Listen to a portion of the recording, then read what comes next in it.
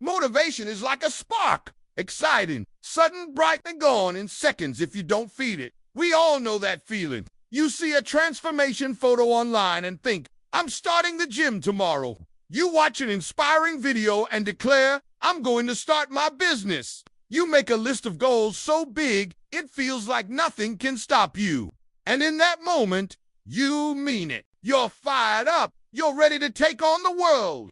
But then something happens. The alarm goes off earlier than you wanted. The weather isn't perfect. The excitement you felt yesterday isn't there anymore. And that spark? Gone. Here's the truth most people want to hear. Motivation will always leave you. It doesn't matter how much you love your goal or how badly you want it. There will come a day, probably sooner than you think, when you don't feel like showing up. That's why motivation cannot be the thing you rely on to succeed. Motivation is emotional. Discipline is intentional.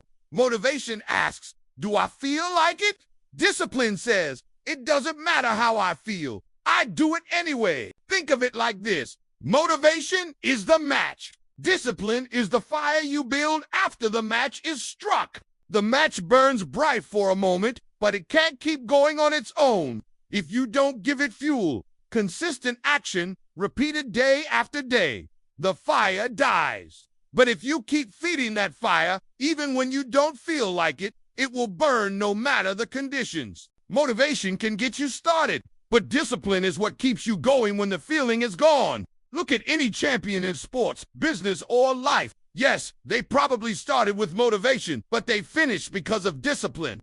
The athlete who trains in the rain, the entrepreneur who works when their friends are out having fun, the parent who wakes up early to provide, even when exhausted. That's discipline. Discipline doesn't need hype. It doesn't need perfect conditions. It doesn't care if you're tired, busy, or not in the mood. Discipline is doing what needs to be done simply because it's the right thing to do. And here's something powerful.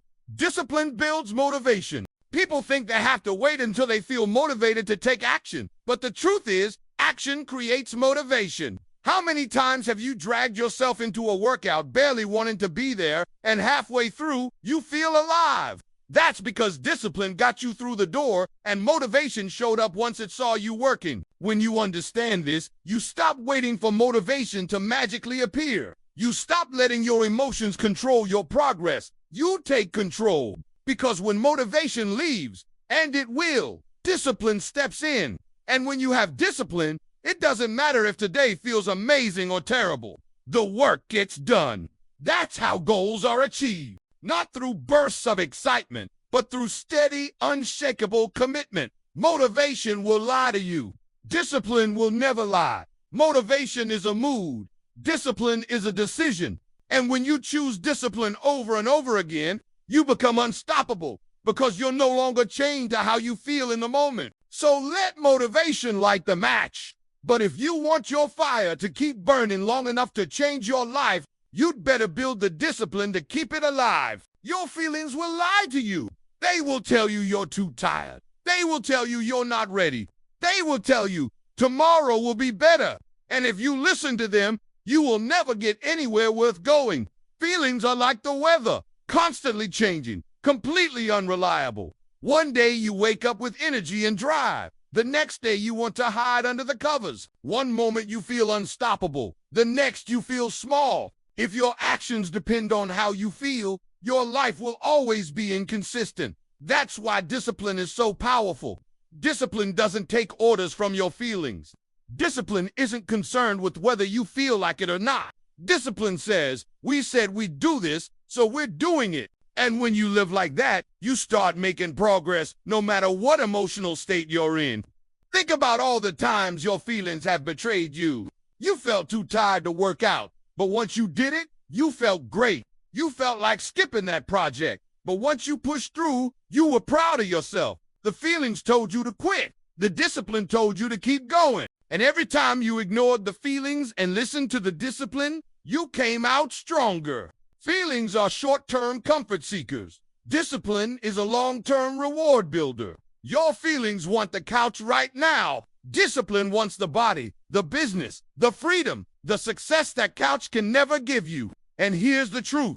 Your feelings will rarely align perfectly with your goals. You'll feel motivated at the wrong times and tired at the wrong times. You'll be tempted to take breaks in the middle of the climb. If you wait until you feel ready, you'll waste years of your life in limbo. This is why you must learn to do it anyway. Do it when you're tired.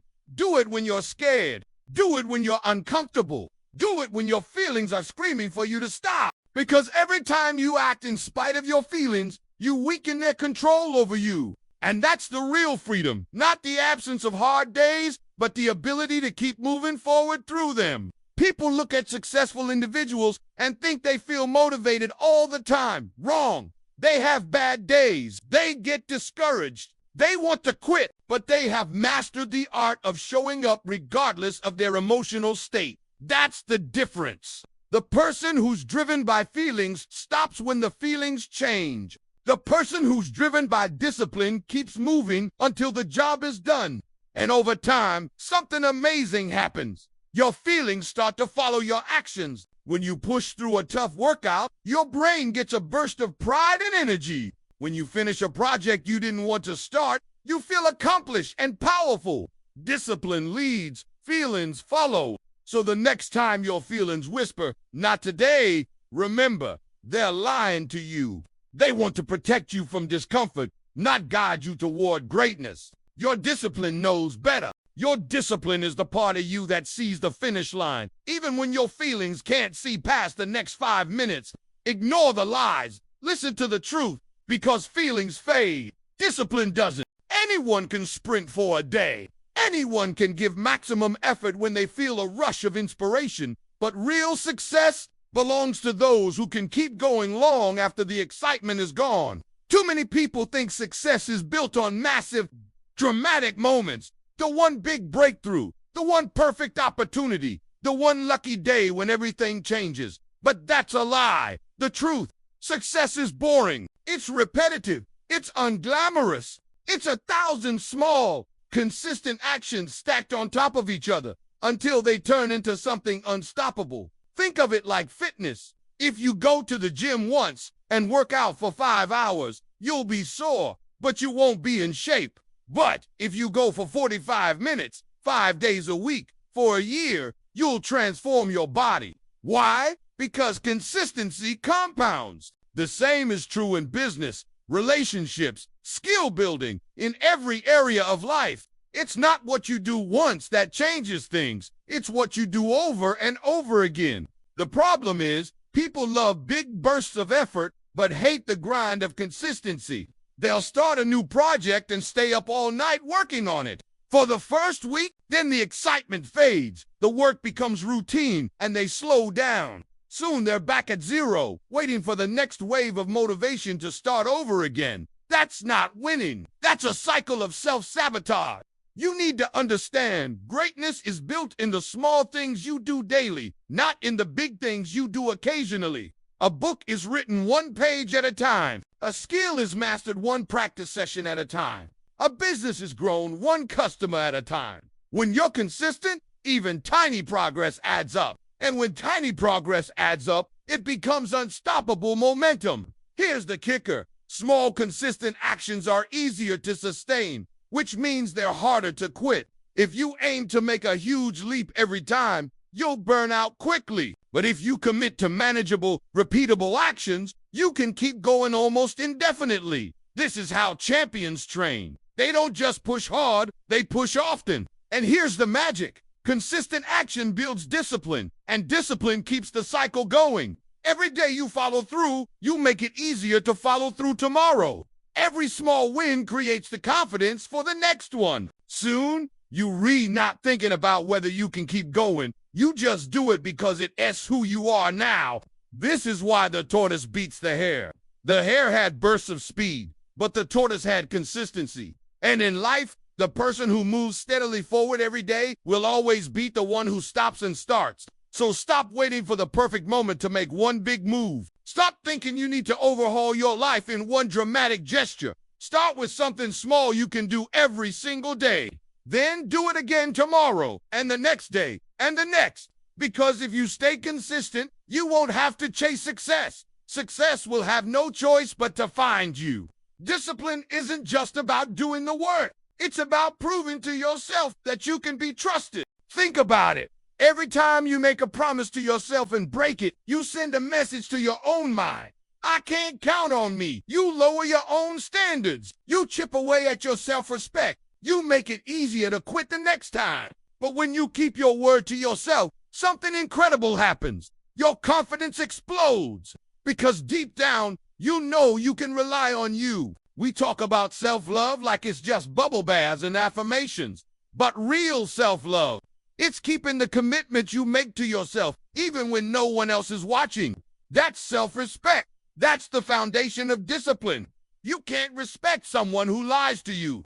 And your brain is no different if you keep telling yourself do something. And you lose faith in your own words. But when you follow through, even on the smallest promise, you start building unshakable trust with yourself. Here's the truth.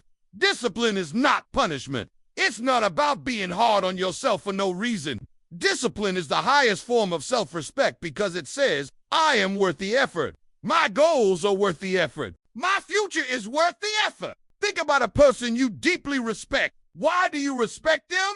Because they show up, because they follow through, because they do what they say they'll do. So why not hold yourself to that same standard? When you set an alarm and actually get up when it rings, you're telling yourself, my time matters. When you stick to your workout, even when you don't feel like it, you're saying, my health matters. When you work on your goals after a long day instead of scrolling on your phone, you're declaring, my dreams matter. That S, what discipline really is, a daily declaration that you matter enough to put in the work. People think confidence comes first and then discipline follows. But that's backwards. Confidence is the result of discipline. When you prove to yourself that you can show up again and again, you start believing you can do anything. And when you believe you can do anything, you stop letting fear and self-doubt control you. But here's the dangerous part. Every broken promise you make to yourself is like a crack in your foundation. Too many cracks and the whole structure collapses. That's why you must protect your self-respect like it's priceless, because it is. Discipline is how you do that. It's how you become someone you can look in the mirror and be proud of. Not because you're perfect, not because you never feel like quitting, but because you keep showing up. The world will test you. Life will throw distractions, setbacks, and temptations in your way. And in those moments, you will have to decide, do I betray myself for short-term comfort, or do I honor myself with long-term discipline? Every time you choose discipline, you make yourself stronger. Every time you follow through, you tell the world and yourself, I am worth it. That's why discipline is not just about work ethic. It's about self-respect in action. And the more you respect yourself, the more unstoppable you become. Comfort feels good. It's warm. It's easy. It's safe. But comfort is a slow poison. It keeps you exactly where you are and exactly where you don't want to stay. Think about it. Nothing great you've ever admired came from comfort. No champion trained in comfort. No leader was forged in comfort. No empire was built in comfort. Growth requires pressure. It requires friction. It requires you to step into situations that make you sweat, doubt, and stretch beyond your limits. Comfort will never give you that. The reason most people never reach their potential isn't because they're not talented enough.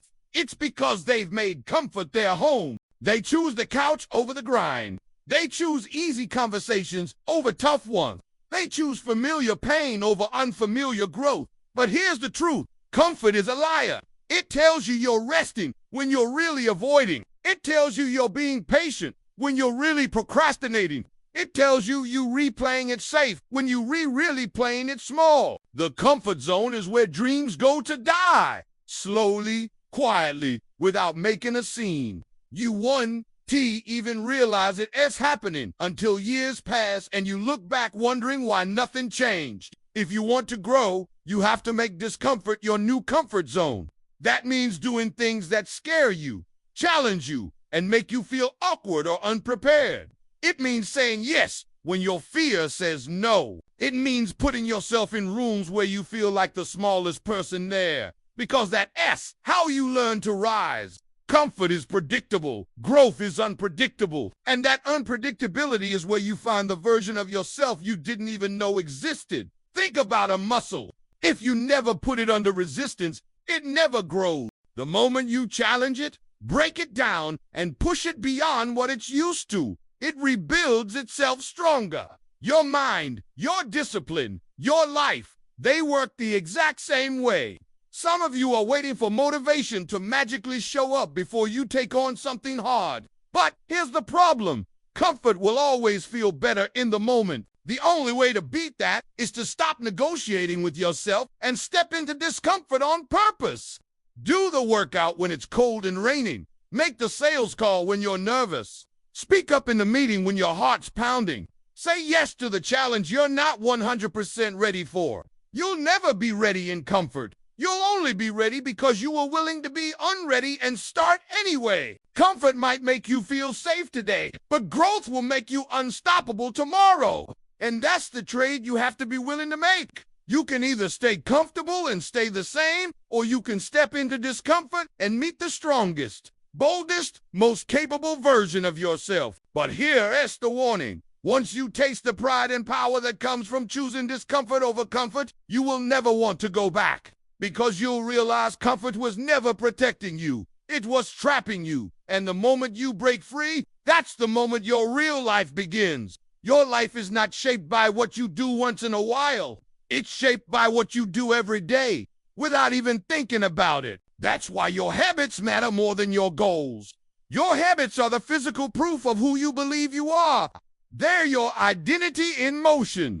If you want to change your life, you guarantee start by chasing new goals. You start by building new habits that match the person you want to become. Here's the thing, your brain is always watching you. It's keeping score. When you show up for your habits, whether it's hitting the gym, making that daily sales call, reading for 20 minutes, you resending your brain a message, this is who I am now. When you skip those habits, you're sending the opposite message. This is not who I am. That SY change dose and T-stick for most people. They try to change the result without changing the identity. They say, I want to lose weight, but they still identify as someone who hates working out. They say, I want to make more money, but they still think of themselves as someone who's bad with finances. The goal is there, but the habits don't match. You cannot consistently act in a way that is out of alignment with your identity. Sooner or later, you'll snap back to what you believe about yourself. So the solution is simple. Change what you believe by proving it to yourself with action, day after day. Want to become a disciplined person? Do disciplined things consistently. Want to be a leader? Lead, even in small ways, every single day. Want to be healthy? Make the choices a healthy person would make over and over again. Your habits aren't just actions, they're evidence. Every day you follow through, you're building a case for the person you want to be. And every day you break your habits, you're weakening that case. That's why it's so important to start small and stay consistent. Because small habits done daily are more powerful than huge habits done occasionally. A single workout doesn't make you an athlete, but daily workouts over time build that identity. One sales call doesn't make you a top performer, but doing it every day without fail builds that title. Here's the beautiful part. Once a habit becomes part of your identity, it stops feeling like effort. You, Dan T, have to force yourself to do it. You just do it because it's who you are now. You don't try to brush your teeth every morning. You just do it. That's the goal with all your success habits. But here's the warning. Your bad habits are also your identity in motion. If you constantly procrastinate, that's who you're becoming. If you constantly avoid discomfort, that's who you're becoming. You are always becoming something. The question is, are you becoming the person you want to be or the person you're settling for? Every habit is a vote for your future self. Every day, you're casting those votes for strength or weakness, for discipline or distraction, for growth or stagnation. No single vote decides the outcome, but over time, the majority wins. So ask yourself today, what habits am I building? Because those habits are writing the story of my life. And the story is being written whether I'm paying attention or not. You've been told to beat the competition, to outwork everyone else. But let me tell you something that will change the way you think about success.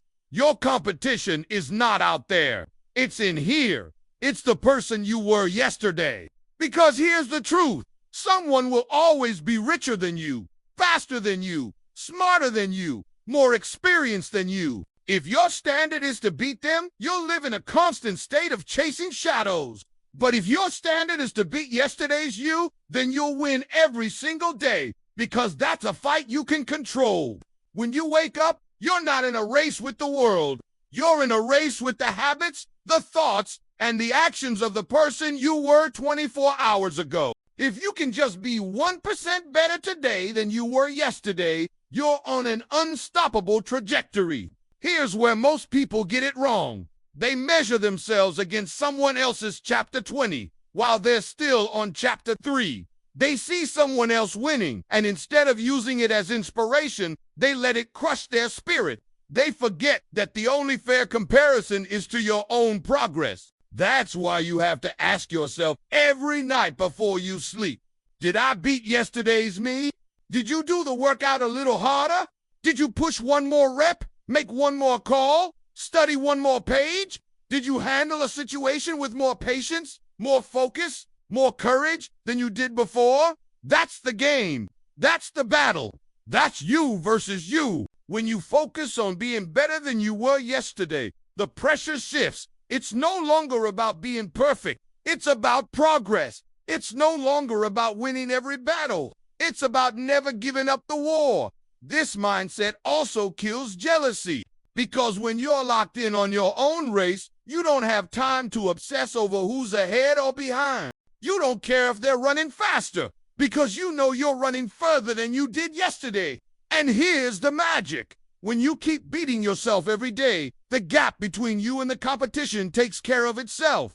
Because while they're watching you, you're not even watching them. You're too busy improving. But let me warn you, your old self is sneaky. It will try to drag you back into comfort, back into old habits, back into the version of you that settles for less. Every time you're tempted to skip the hard thing, that's yesterday's you trying to win. Every time you think, I've done enough, that's yesterday's you trying to tie the score. Don't let them win. Don't give yesterday's you the satisfaction of watching you stay the same. Every day, take their best version and crush it with your new one. Because if you go to bed tonight the exact same as you woke up this morning, you lost. If you go to bed having pushed just a little further, you won.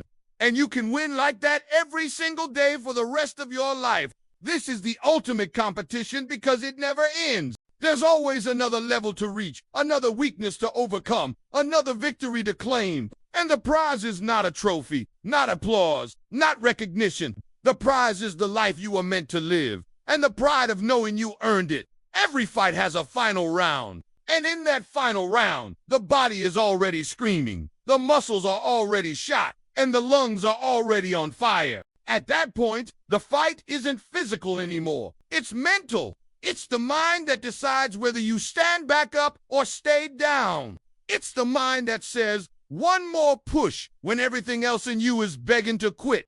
And that's why every victory in sports, in business, in life is first won in the mind. You can train your body to be strong. You can build skills, gather resources, surround yourself with support. But when the pressure's on, when the world feels like it's closing in, when no one is coming to save you, it's your mental toughness that determines whether you make it or break it. The mind is your command center. It's the place where your beliefs, your self-talk, your vision, and your willpower live. And here, ask the truth. You, Dante, rise to the occasion. You rise to the level of your training. If your mind hasn't been trained to keep going when it hurts, you will fold the moment it gets hard. That's why the champions you admire are not just physically gifted. They are mentally unbreakable. They've practiced pushing past the point where ordinary people stop. They've rehearsed telling themselves, I'm not done yet, when the rest of the world would say they've done enough. But mental toughness is not something you're born with. It's built. It's built by doing hard things on purpose. It's built by refusing the easy way out even when no one's watching. It's built by stacking tiny victories until your brain understands that quitting is no longer an option. Your final round moments might not be in a boxing ring or on a scoreboard. They might be the moment you get rejected for the 10th time, but still make the 11th call. They might be the night you re-exhausted, but still finish the work because you promised yourself you would. They might be the morning you wake up with doubt in your chest, but still put your feet on the floor and start moving. In those moments, your body will want comfort. Your emotions will want relief, but your mind has to want victory more than it wants rest. You have to train your mind to override the feelings of the moment with the vision of the future, to see the pain not as a reason to stop, but as proof that you're on the edge of a breakthrough, to treat every obstacle as fuel, not as a wall. And here's the beautiful part. Once you've won in your mind, the rest of the fight gets easier,